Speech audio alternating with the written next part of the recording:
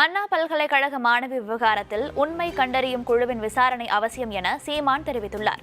சென்னை விமான நிலையத்தில் நாம் தமிழர் கட்சியின் தலைமை ஒருங்கிணைப்பாளர் சீமான் செய்தியாளர்களுக்கு பேட்டியளித்தார்.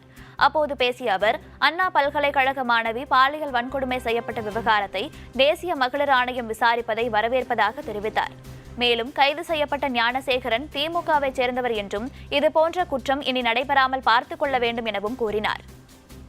இல்லை, அது அவசியப்படுது. ஏன்னா என்ன நடந்ததுன்னு நமக்கு தெரியுது. இல்லை, முதல்ல 2 பேர்னாங்க, அப்புறம் ஒருத்தருங்கிறாங்க. அவர் ஏரோப்ளேன் மோடில் போட்டாருங்கிறாங்க. அது யார் சொன்னார்னா அவரே சொன்னாருங்கிறாங்க. முன்னுக்கு பின் முரணாக இருக்குது. ஒழுங்கான தகவல் நமக்கு தெரியல.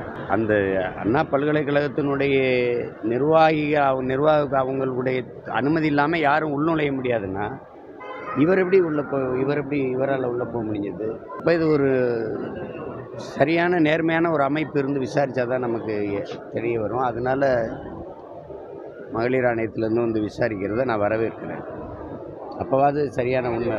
கட்சியில் இருக்காரு, இல்லை கட்சிக்காரர் செஞ்சுட்டாருங்கிறதுக்காக நம்ம குற்றப்படுத்தலாம். அந்த செயல் தவறு, அதுக்கு உரிய நடவடிக்கை எடுக்கணும். இது போன்ற தவறுகள் இனி எந்த காலத்திலையும் நடக்காமல் கட்டுப்படுத்தணும். அதுதான் ரொம்ப முக்கியமானது.